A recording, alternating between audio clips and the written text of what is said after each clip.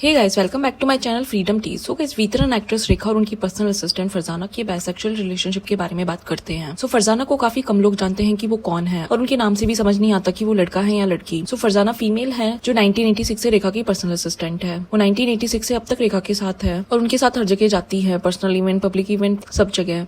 Even रेखा फरजाना को अपनी परछाई बताती है।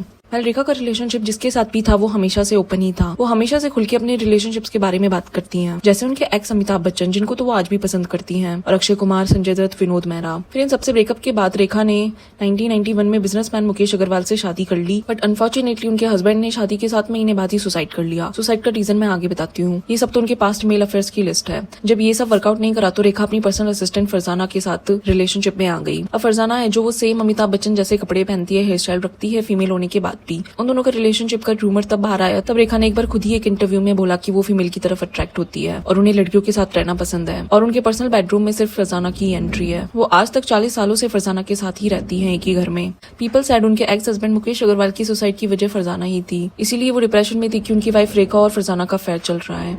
रूमर ऑल्सो सेड कि ऋषि कपूर की वाइफ नीतू और रेखा का भी अफेयर था। वेल, रेखा का रिलेशनशिप मैरिड मैंस के साथ तो फेमस था, बट वी डिडंट नो कि वो मैरिड वुमेन्स के साथ भी रिलेशनशिप में थी। वेल, इतने सारे रिलेशनशिप होना और किसी पे भी स्टेबल नहीं होना से पता लगता है कि कोई कितना इमोशनल और मेंटली अनस्टेबल है। और इसका बड़ा रीजन रेखा का चाइल्डहुड हो सकता है, क्योंकि उनकी मदर भी एक रिच पर्सन की मिस्ट्रेस थी और रेखा ने कभी बचपन से अपने पेरेंट्स का प्यार नहीं देखा, स्पेशली फादर का। उनके फादर ने रेखा और उनकी मदर को छोड़ दिया था, तो रेखा ने कभी बचपन से मदर, फादर या मैरिड कपल का अच्छा बॉन्ड नहीं देखा। तो ये ट्रॉमा और अपब्रिंगिंग ही उनके इतने फेल्ड रिलेशनशिप्स की वजह हो सकती है। एंड गाइस, बाइसेक्सुअलिटी रियल होती है, ऐसा नहीं है कि ये कोई फेक चीज है। बहुत सारे लोग होते हैं जिन्हें मेल फीमेल दोनों से ही अट्रैक्शन होता है, जिसमें कुछ गलत नहीं है। सेक्सुअलिटी स्पेक्ट्रम की तरह होती है और ये सब नेचुरल है, बाय बर्थ होता है। लेकिन कई लोगों को पता कुछ टाइम बाद लगता है और आज की जनरेशन में तो सब ओपनली अपनी टीनेज एज में अपनी सेक्सुअलिटी बता देते हैं, जो डेफिनेटली बिल्कुल गलत नहीं है। और अगर रेखा को कोई ऐसी मिलती है जो उन्हें सपोर्ट और एक्सेप्ट करे वो जैसी है, तो उसमें गलत क्या है।